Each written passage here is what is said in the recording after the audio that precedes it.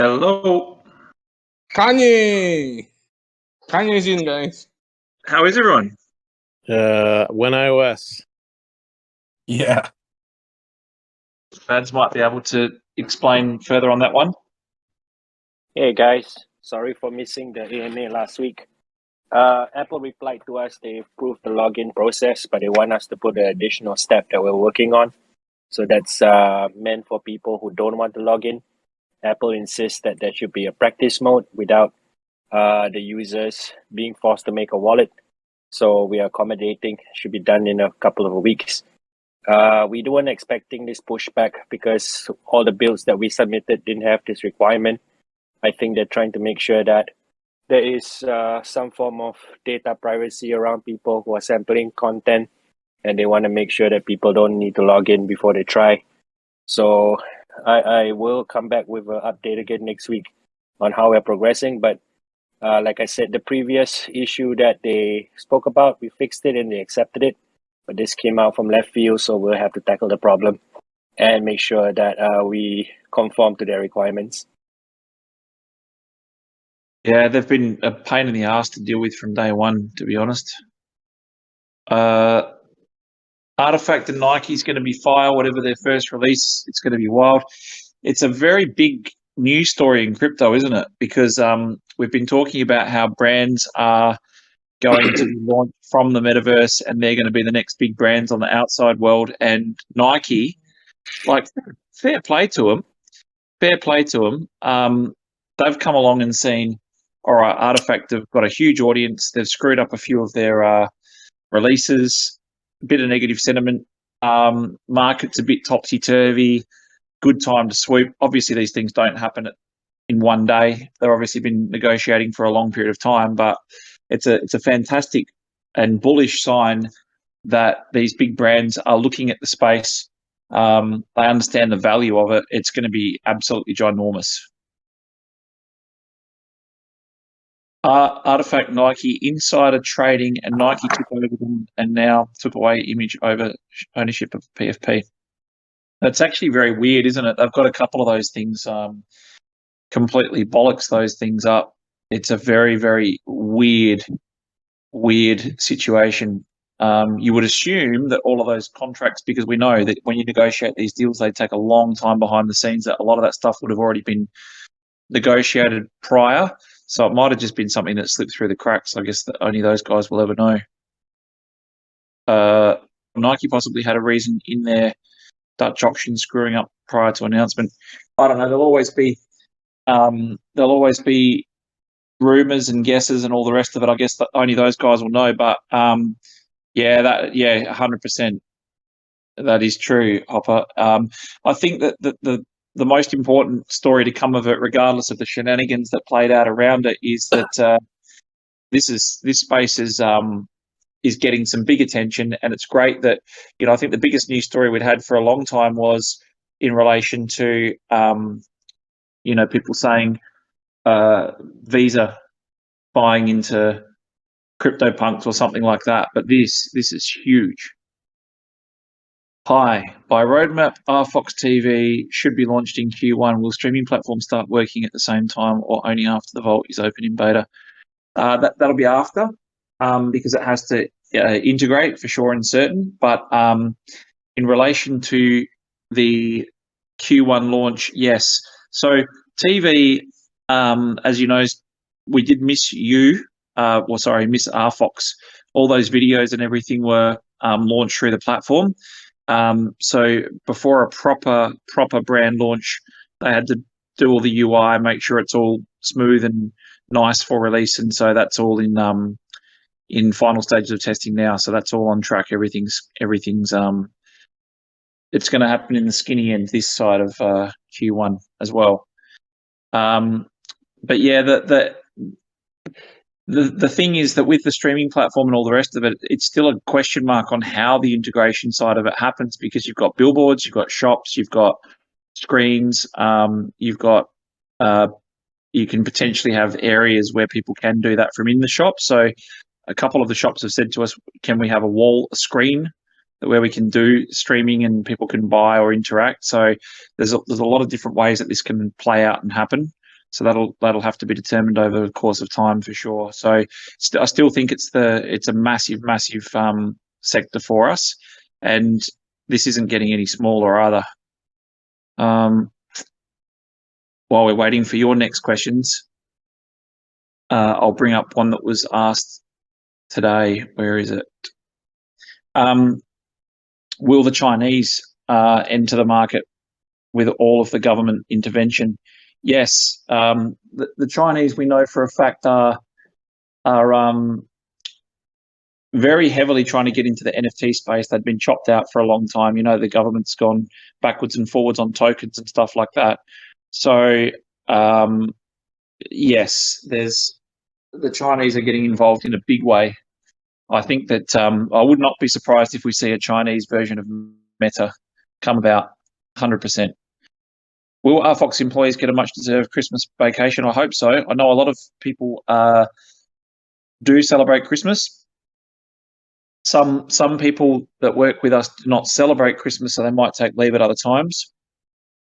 But we were talking today about the importance of getting a leg stretch and a breather, that's for sure. How many... Oh, you got another one. Next year, I expect us to meet for Christmas event in the vault, throwing snowballs at each other. That's very funny you should say that, mate, because the last thing you associate Christmas with in the Asian region and Australia is snowballs. It's normally freaking hot. How many have come forward as shop owners in Arkamoto? They're coming forward for sure and certain. I think I've mentioned, I'm not sure, that can never keep up with the interviews or talks, but we know that we've got a fair few serious builders and some with audiences coming in. So that's extremely satisfying. I will bring up something because I got messaged on LinkedIn, Twitter, Telegram, DMs. People were asking, so I want your feedback on that as well, guys, because as you know, you guys were around for both of the auctions. Many people wanted our heads when we did the first auction in RFOX and said you should have done ETH. It should be about mass adoption at this stage. We did ETH this time. Obviously, the market conditions were pretty average, but I've had several people contact and reach out in relation to, and Pete, tell me if I explain this wrong, but effectively they're under the assumption that if they put a bid in and it didn't go through, if they were trying to go in the last minute or something, that there's something wrong with our contracts or our systems or whatever. So it's just an education process of explaining that if the transaction wasn't processed prior to the timer running out, they weren't successful. But we had a lot of people that went in at the last minute, thought they put in enough. Some people put in 3 or 4 ETH above the current going rate and they missed out. So they thought it was a system issue. They didn't understand. So we've got to explain this better. So just to go on record, there's nothing wrong with the contracts. There's nothing wrong with the bidding process and all that. It's just about how the blockchain processes the bids coming in. So there's a transaction there. It's still pending. It didn't get picked up by the blockchain, by the miners. So, you know, if it gets picked up after the stipulated time, sorry. Yeah. Okay, me again. Are you considering different type of auction for Music Quarter, or is current format still okay? So George74, maybe Pete can tell us what is possible, but we did discuss before the last auction, whether it be ETH, whether it be RFOX. We even discussed the possibilities of doing a dual currency auction. We played around with the time frame, obviously, to try and make it a bit shorter for this auction. But again, we haven't really got. You couldn't really say that the data that came out of the last auction was normal, because obviously it was a pretty rough time to launch. But personally, I think they could be shorter. We want to make sure that we cover time zones. That's the only issue, so that everybody gets a fair crack. But the fact is that it seems that nothing really happens until the last couple of minutes. And the other thing you've got to take into consideration is, again, the market, but what is the impact of people saying, well, I'm only going to bid in the last couple of minutes, so I'm not going to bid until then because there's no point. And then other people saying, well, there's not really many bids in, so I'm not going to bother bidding at all. when in actual fact, everybody that is going to bid bids in the last couple of minutes. So I'm really interested to hear your feedback on that, guys. Yeah, we should do we should do shops, selling out every 10 minutes and then get it over and done with after 250 minutes. 17 shop owners are in the shop owners channel. Really? Is that for both quarters or just one quarter? Both quarters. Okay. I know for a fact that several of them wouldn't be in there. Okay. So, yeah. So your thoughts? People weren't used to sniping based on ETH. Yeah. Benny, I think everybody watched my interview and just tried to snipe, and then a lot of people failed at it. So we got you to blame for that, eh? Yep, it's my fault. I take the blame. Yeah, well, I think the thing is that I think a lot of people were trying to get in at that last bit, and they didn't understand. Yeah, to put the gas up a little bit to ensure that they got in, but that's normal. It is interesting, and it's also a bit heart-stopping because I'll tell you my theory as well. A lot of people said, "Hey, do you realize how much money you lost by not extending the options for a further 10 minutes, right?" But the thing is, if you extend it for 10 minutes, people put the minimum bid and they keep going up by the minimum bid, right? But if you know it's a hard people don't want to get outbid, so sometimes they put 2 or 3 ETH more.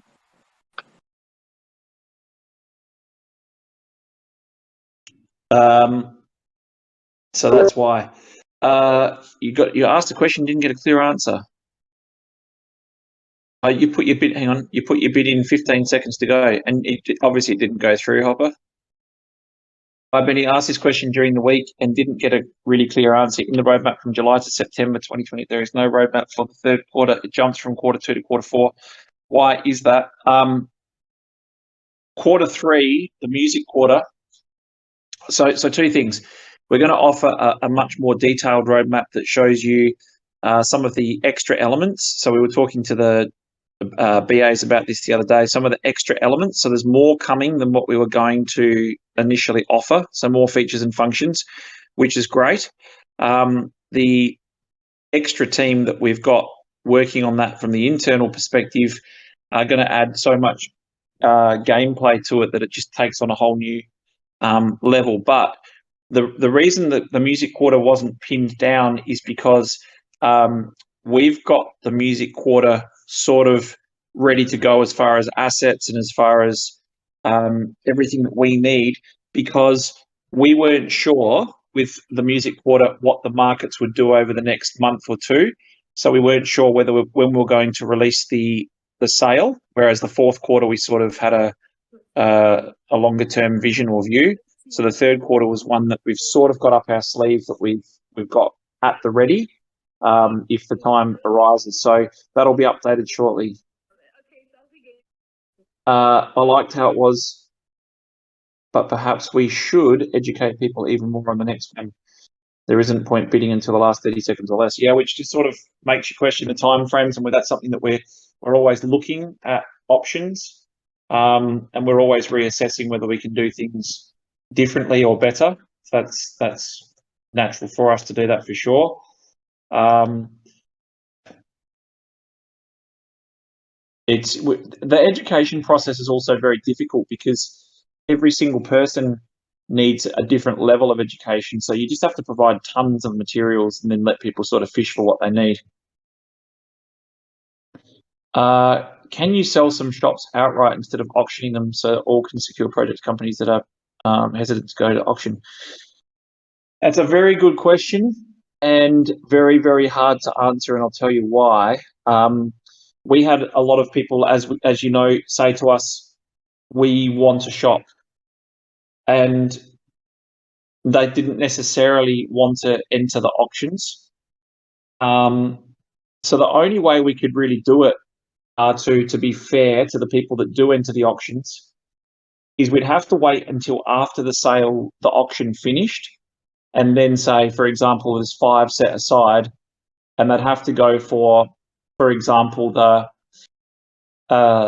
have to go for the highest price that a shop sold for, or something like that, which is what makes it difficult, because otherwise it's not fair to the people in the auction, because they can just wait and say, I can get it cheaper if I just wait. But we did have people before this auction asking, can I pay X, Y, Z and get a shop? And we were saying, no, you've got to go through the process like everybody else. So we were very adamant not to do that. And yes, we might have lost a few sales as a result of that, but not really prepared to make it some sort of rigged system. And we definitely didn't have that structure in place. So there was no chance for us to do that. But going forward, it is possible. I know that we've been talking to someone who wants to take the Vault into another country, and they're saying that they would sell them outright because they've got enough brands and people. So that's another option. That would be very interesting to see if that ever transpires. Need a walkthrough before next sale. Yep, 100% XP. We know that. We 100% know that. We can actually tell you that on the January, you'll get the, Pete, tell me if I get the features wrong, you'll get chat, collision, which means if you walk into a tree, you actually walk into a tree and not walk through it. Chat, you'll be able to walk around, go into the shops, so you'll get a full experience. Should do them in series, not parallel next time. Right. We're aiming for voice chat as well, man. Proximity chat. Proximity chat, yeah. Should do them in series, not parallel next time. So like 3 of them all close together and then 3 open, you mean? What I mean is you should do them one after another, instead of having them open at the same time. Have like each one only 90 minutes or so, maybe 2 hours. That way it'd be around 50 hours total for it, so you would cover all time frames. But with everybody only able to bid on one and no sniping, then each one gets all the attention as it goes along. Yeah, some people are going to miss out on certain ones while they're sleeping, but there's always going to be something available while they're awake. It's a difficult... That way you just get all the attention focused on each one, and I think that would maximize the value of each one more instead of spreading it out. Create a little FOMO that they might miss out. Just an idea. Yeah, no, it's a fair point. I think it's a very, very, very difficult thing to get right, and no matter what you implement, some people won't like it. But we're always looking and considering, can we do better and how can we do better. So I think it's definitely a valid point. I think, and we've all got our personal opinions and stuff like that, but the few that I've entered, I want them to be over fast, and I don't want to have to sit around and wait. I just want to be able to bid and go. Have it extended by 1 to 2 minutes. Madal, I saw an auction on one of these Ethereum things, and it got extended for 12 hours. Like, who the hell is going to sit around for 12 hours continually bidding? I'd be like, screw this. I don't need it this bad. We will get any news and announcements before Christmas. Exchanges. Hello, we've mentioned that every week, is that it's up to them. We talk to them every week. It's up to their schedules. There was going to be a blitz with a couple of them over December. We heard mass listings, and I heard what day is it today? Wednesday, Monday. I heard on Monday that that was pushed back a few weeks until early January. So hopefully that we have a lot of a ramp up for early January. Got to be a lot of shit talking in the vault. I missed the COD Modern Warfare 2 days. Perhaps we're epic. Yeah, because Pete, you can do like what do you call it? What do you call the chat type? Proximity chat.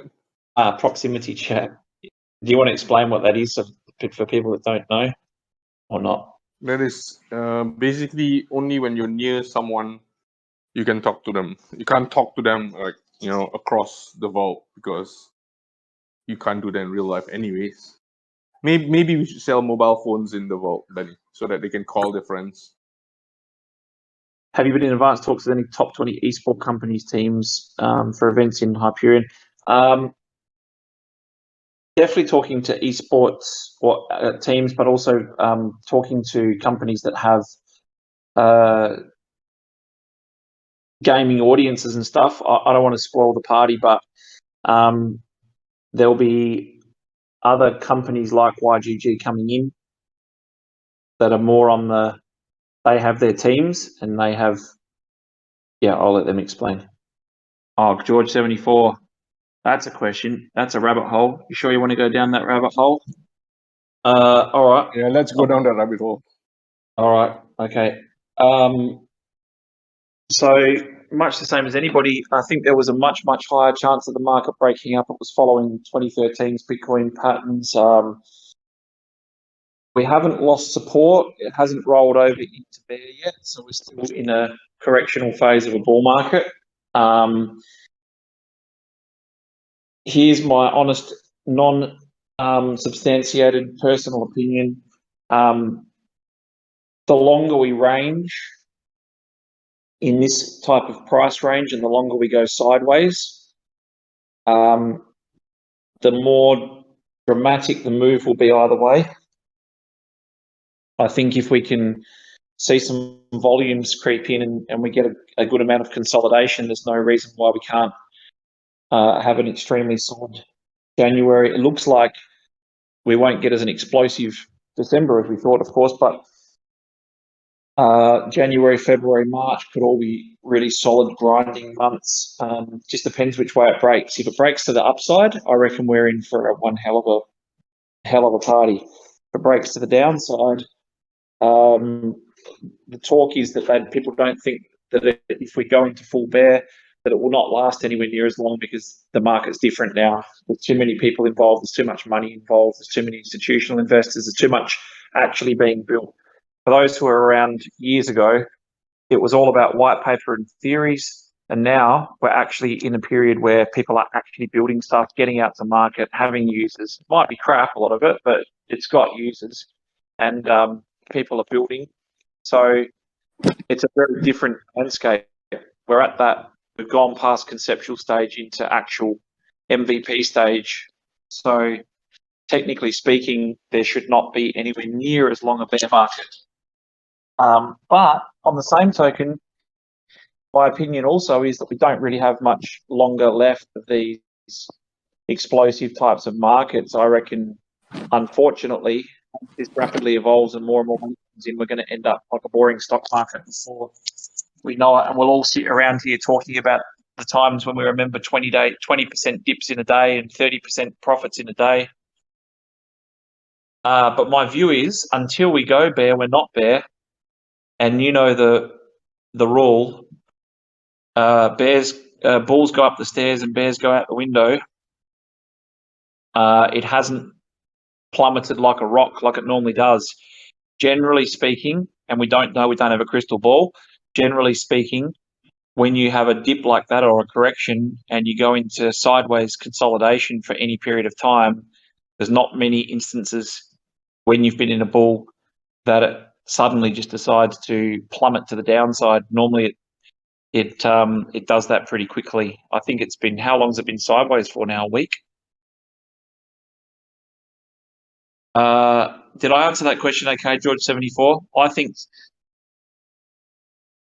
honestly, the longer we range sideways at the moment, the better the run up will be and the more sustained it will be.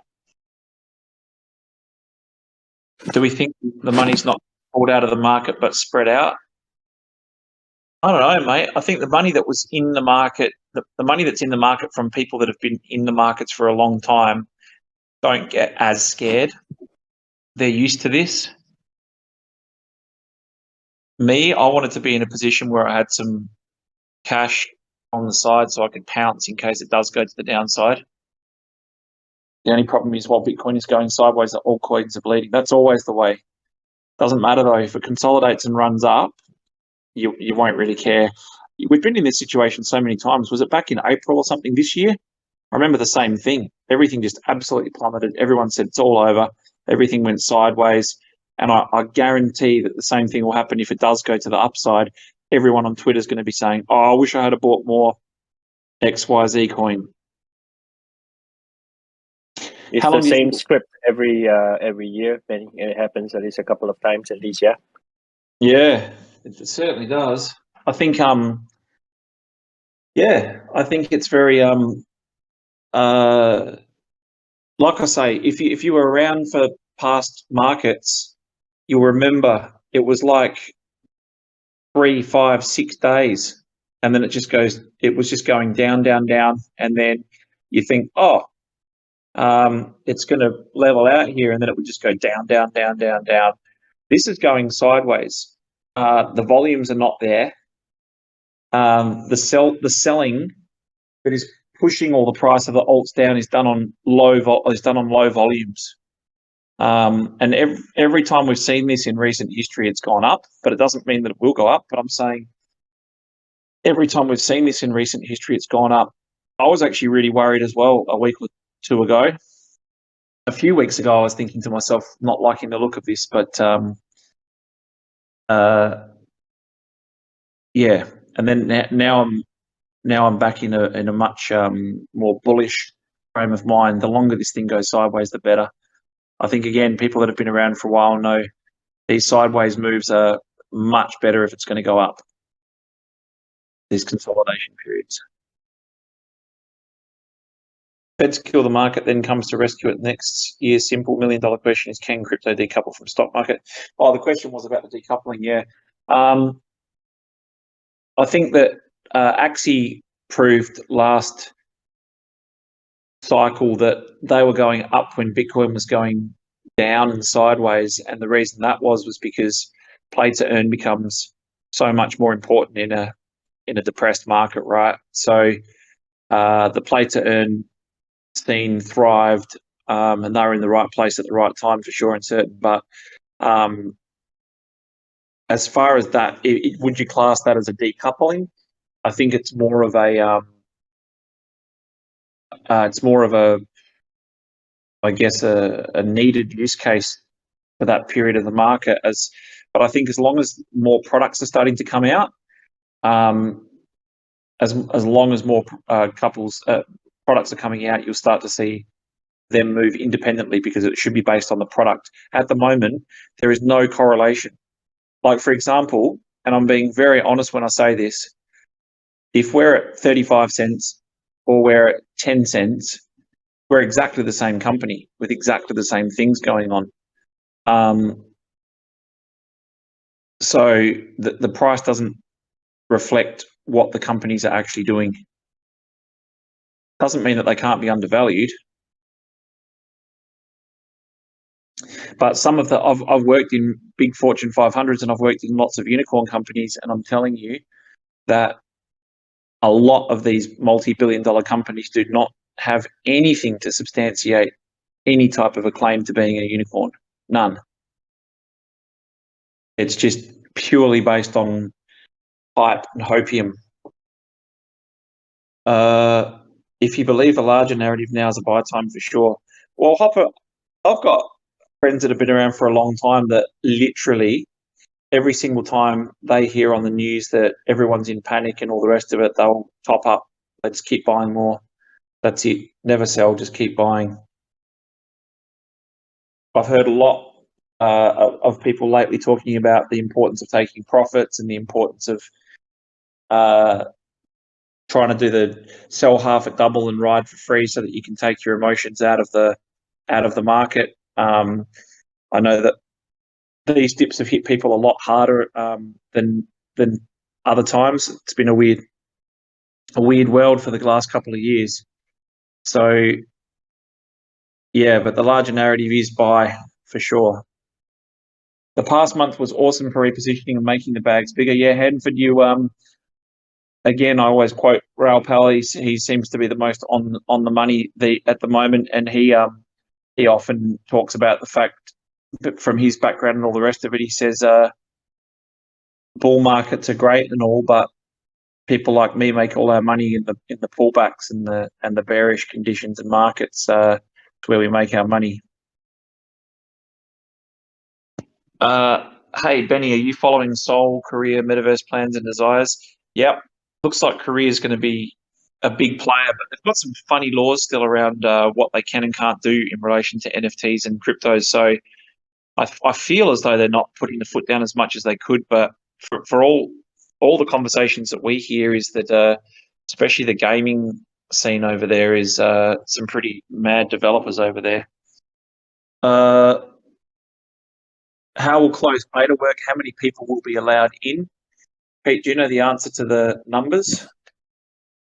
Priority will be given to shop owners, so yellow names. The yellow fellows. Yeah, like Hoppa. Who else is online now? CryptoNap. Josh S. We've also got, we'll have competition winners, special entrants.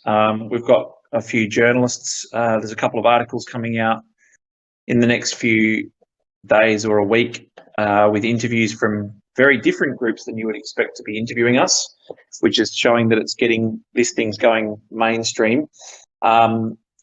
We've got a few journalists requesting to go through as well to actually go in there and experience it and give us some coverage, which would be very nice. Will RFOX outperform any of the projects higher up in the market cap rate list? I think absolutely. 100%. 100%. I think in my mind, it's I already think of it that way. I already think about should be a top 100 and just we could take some easier paths or we could take some shortcuts, but we don't. We want to make sure that we earn that spot, we stay there, and we get there. How many can fit in each quarter of the vault? Is there a limit as to how many can connect at any one time? I don't actually know the answer to that, Zen. Do you know the answer to that, Pete? Initial build for closed beta 32 concurrent per instance. Per instance. Yep. So yeah, we can support more, but 32 per instance at one given time. But that will change as we go closer to like real launch, but not for the current beta that is upcoming. I mean, I don't know. Is it called alpha or beta? I'm not sure what term we're using. Internally, there's so many terms, but yeah, the upcoming commercial, public release for the shop owners. So 32.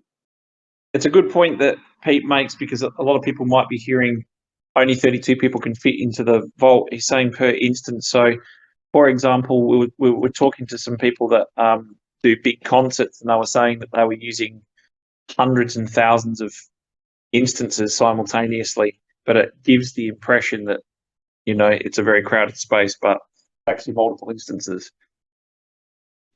Unlimited instances. How many instances can we have? Unlimited. There you go. You're right. I just answered, I clarified my answer. Unlimited is relative, actually. It's unlimited is not. It's so much more how many players we get in, then we know how many instances to deploy. Because it is going to be limited. Any updates on potential launches? Getting that ready. We're making sure that these brands are have their positioning right, their marketing right. It's up to them whether they go this side of Christmas or the other side. But we've had a lot of people come to us wanting to launch, and we just don't have the capacity to help them, and might not be in the best interest of us. But we've also got people that we do want to work with and we do want to help as well. So there's a number of good ones coming up. I think chasing space is going to be really good as well. Have you seen Facebook's Metaverse, Benny? Any thoughts on the gameplay? I have seen a little bit of it. I've seen various hints and sneaks and all the rest of it. I think it's going to be top notch, of course, the quality. If you have a look at a lot of the stuff that the Oculus headset comes with, as far as hangout areas and group areas and stuff like that, it's obviously very early days. But whatever we see is going to improve hugely. If we're not looking back and are embarrassed by what we're putting out as a whole movement 5 years from now, you'd be pretty worried. What's your thoughts on how the Pepsi NFT launch went? They even announced on Twitter there were issues with lots of bots, people signing up to get the drop before it went live, plus issues in the website. How do you compare that to the Reebok launch and not having any of those issues? Do we know what backend system or platform that was used? So I can only tell you what I know and what I've heard. So what I've heard is that they were definitely using a third party to help them. I don't understand what the complication is. Pete can probably tell you from a technical perspective, but everybody seems to have a massive, massive problem with releasing NFTs, which doesn't make any sense. They're all using patched tools for these types of lists. It was a dog's breakfast. I saw that they had cut off their website for a while, then it went down, then it looked like it got taken over or something. It was really weird. People that were saying that whitelist. The professional term for that, Ben, is called potato service. Yeah, potato service. Yeah, I mean, look, we've been there, we've done that, we've seen the difficulties and all the rest of it. But the funny thing is, this just goes to show you how siloed the industry still is at the moment, because you'd think people would talk to each other and help each other out, but it keeps happening for every single drop. Every single drop says, we're delayed. We have to use a lower quality picture upgrade. It's taking a long time for things to render. OpenSea's being a pig tonight. It's all garbage. It's all rubbish. I don't understand. Just curious poll from the community, right? Do you think that the Reebok drop was low quality, like in terms of the visuals, the video and the pictures? Just curious. No, It's a loaded question. It was amazing. It's a loaded question. The reason he's saying that is because a lot of these companies go out and say, we've had to reduce the quality of our pictures and stuff like that. Like, I was following Timeless and a few of these big ones that have got tons of funding, and then you have a look at the art and stuff, and then you have a look at the NFT that comes out, and you think, why is the quality so reduced? Why does it look like that? And they all say, oh, we couldn't upload the file sizes. Reeboks were very, very high quality videos with sound, no problems. Really not a problem. Will Arena KOGs be included in Special Edition staking pool? Yes, they will, XP. So anything related to the game, as well as special editions, will have its own staking pool, as you mentioned. So that includes the Slam KOGs, the Arena KOGs, and the Tournament KOGs, and the special editions that we're launching. Will the QMs be the bridge between shop owners and companies interested for renting them? Yes, 100%. 100%. So the whole idea of the QMs is so that we've got somebody taking care of all of that and all of those people. What we don't want to do is hand over part of the stuff, not all of the stuff. And that's why it was important for us to sort of bring the QMs in now, because while it's still sort of being sorted out and it's still fairly early days, it's extremely important to have the QMs involved, because they also get a bit of input as well, and that's important. This thing's going to evolve in ways that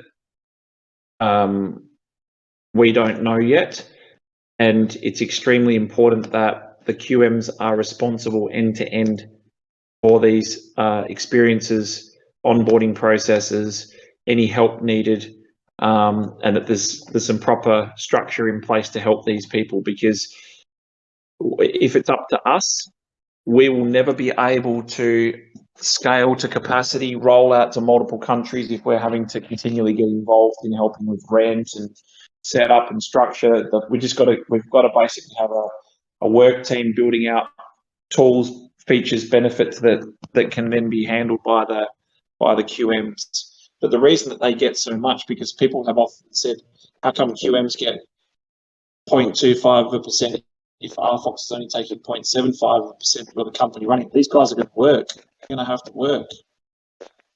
Not going to be the easiest job on earth, that's for sure.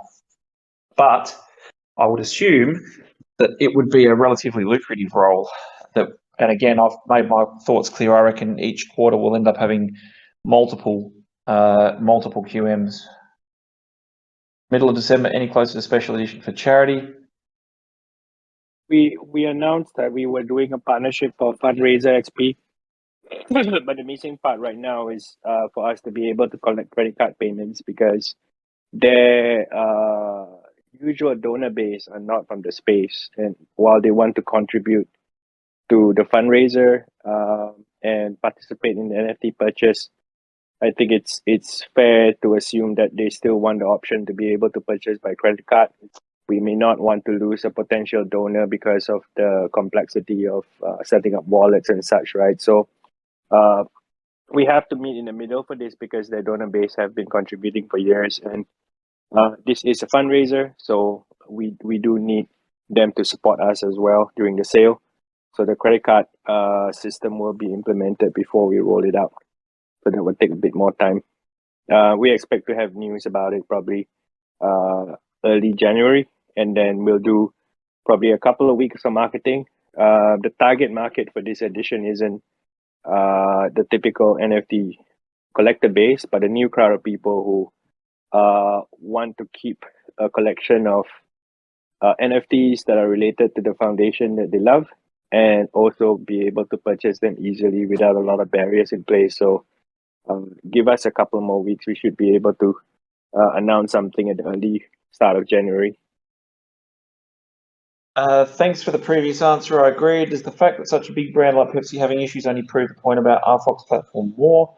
Surely make Reebok feel even better about their choice to partner with RFOX, hopefully pass their experience on to others. That's already happening, and we have to pinch ourselves with some of the people that are coming to us. But the fact is that, and it's mentioned down below about volumes and stuff like that. When a big brand like that goes out and there's not a roadmap for what is the ongoing utility and all the rest of it, generally it's those brands putting their feelers out into the market to see what type of an interest there is. Now, I don't know whether you agree or don't agree with the school of thought, but a lot of them have tried to have a look at what the interest in the brand is, and then they're madly going back to the drawing board and saying, right, how do we add utility? What would a roadmap look like? How would we build a community around this? So all I can say with brands that do those types of drops, stay tuned. But yes, we're getting more and more people talking to us. We're trying to get out of the stage where people are coming to us and saying, hi, we're a huge company. Can you please put a proposal together on how we could work together? So we're trying to basically give people a partner deck or something and say, look, this is what we've got. This is what you could do. Let us know what you want to do. Because to this point, we've just been sort of saying, yeah, sure, we'd love to work with you or consider working with you. What is it you want to do? How do you want to do it? And it's very, very exhausting because we're in the early stages. I start this exact same conversation with every single brand we talk to. I say, would be lovely to offer you 3 products or 3 services, but unfortunately, we're at that very early stage, which means you guys are going to have tons of ideas and you're going to think anything's possible, and then we've got to work out whether we can deliver that. So it's extremely tiring. And a lot of these brands are starting to wise up, because it used to be that they would come to you and say, I want millions of dollars so you can say you partner with us and then you can do this, this, and this. And now we're seeing Nike buy Artifact and all the rest of it. So I think that the wheels are slowly starting to turn in our favour. Sideways market is good for RFOX. Will you outbuild the competition during this lull and be ready to market hard? It's what's on my mind. I'm confident you will. Projects like Gala, etc., really captured the imagination a few months ago. RFOX just never got on that ladder despite being similar. Yeah, I think I won't mention which, but speaking to a couple of those types of projects and one in particular, I think they had a different strategy altogether, and that was more about the hype train, and one of them scrambling to try and work out how to deliver on that now. So I think we've seen that with a few projects. I think the answer to that question is yes, and the one that I'm more sort of interested in, we've talked about China before. So now we're in that situation where people come and say, we want a metaverse. We want to do the metaverse too. Partner with us or we'll just do it. So we've got to work on the model for those other areas, countries, and scaling. What does the model look like as far as partnering is concerned? I think the best comment I heard today was someone saying, if you want to join this metaverse space and you want to build the types of tools that you guys are building, our unique selling proposition is obviously the retail focus as well, but the fact that we're agnostic and we're spending the time to make sure that it's cross-chain. So that's something that's very appealing to the bigger players, and they know that if they throw a ton of money at something, it's very hard to get something built without paying way over the odds, really not understanding what they're asking for in building and knowing that they're going to be well behind the 8 ball. Projects like ours who might not have pushed yet for their metaverses, we're already seeing it just in the last couple of days. We're obviously on people's radars and brands and investors' radars, and people are looking for information on how close you are to the end goal, to see whether or not they can either buy you, acquire you, buy into you. So it's now become a feverish type of race, and this wouldn't be happening if people were thinking this market's no good.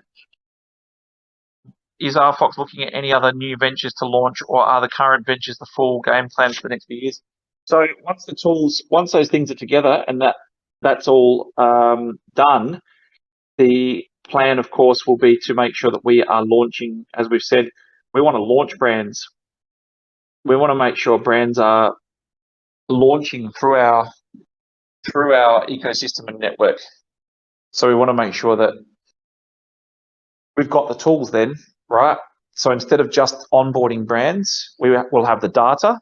I think a lot of people have already guessed this. We'll have the data. We'll have the client list. We know what's coming. We know what people are asking for. We know what investors want. We have a perfect incubation launch pad, and I think you'll see a lot of cool stuff. We've also started talking to some people that we're in a strong negotiating position now, because what we can start to say is, if a project wants to build with us or wants to come in with us or whatever, what's in it for the RFOX community? So that might be, do you want to do airdrops for them? Do you want to do let them in on early on NFT launches, token drops, token purchases? So we've got a strong leverage position, and the further into the launch we get and the more stuff that we've got out, that position is only going to increase. Because don't forget, we've then got a very strong platform. The more users, the more people coming in, the more appeal it is for a brand looking to launch through us. And we've built it by design to have very, very different spaces. Benny, I think there's some questions related to game that we may have missed. Oh, go. Yeah, so one of the questions was from Cogfather, how many players? We've got about less than 10,000 players at the moment, Cogfather. We are still throttling or controlling the number of people coming in. And that's because we are rolling out the play-to-earn mechanism. We don't want to bring too many people without the play-to-earn being able to cash out. So the team has been working hard for the past couple of weeks to make sure that happens. So Pete's team and our team as well. I think this week we are able to allow people to cash out their RFOX. Announcements will be made probably before Friday, where there is a AMA that happens on Facebook as one of the regular contents that we will be producing for people who are new to KOGs, right? For most of the contents related to these AMAs may not be applicable to you guys because you know the ecosystem, but this is more of an educational AMA where people get to ask questions to our team. Sometimes as simple as how do I download the game, all the way to, okay, I have RFOX now, how do I actually get cash for it? So this is more, the content is built on teaching people how to participate in play to earn. We've tried FAQs, we've tried infographics, but I think that this format of videos is a lot more engaging and drives home the point very quickly without them having to go through a few pages worth of info. More KOGs can be seen in the game as well. So if you have bad days KOGs, then you should be able to see them in the game. They are visible right now. As we progress throughout the week, those will be refined and more designs will be available for use. Like I said just now, no aggressive marketing for the game yet, but I'm already seeing content coming out from Filipino influencers that are already making contents for KOGs. So when they actually see that the whole process from start to finish ends up with money in their hands, then it becomes a strong value proposition for them to make content around it, and that content will be shared with their subscriber base, and that's when it starts to become viral. So we're hoping by next week, the first few influencers that participate in this, even our own ones as well, like Metaverse Explorer, for example. So all these different influencers will now have content related to play to earn that they can actually use to guide new players that come in from their communities. So the majority of the content that's going to happen will be focused on the Philippine market. However, the next market we're going to is Indonesia, where the population size is 3 times that of Philippines, which is about 300 million. And then geographically, once it's stabilized, then we'll move on to different countries like India, South America, and all those other countries that basically have a huge play to earn community and are waiting for more types of these types of content.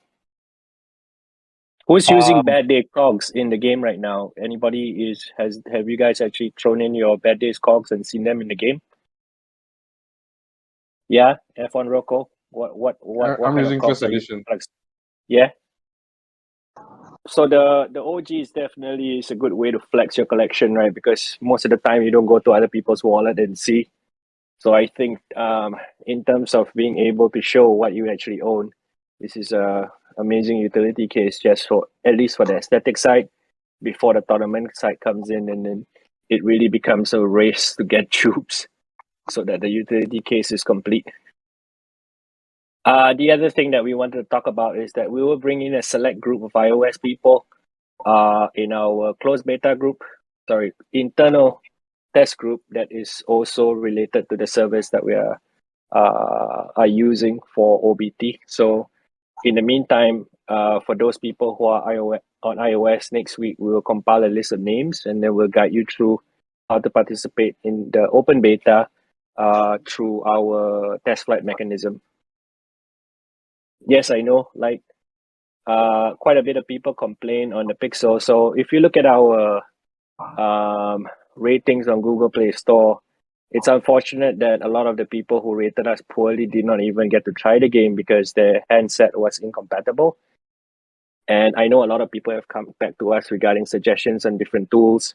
However, Martin has assured me basically he will go through the required process to make sure these handsets are compatible as much as we can.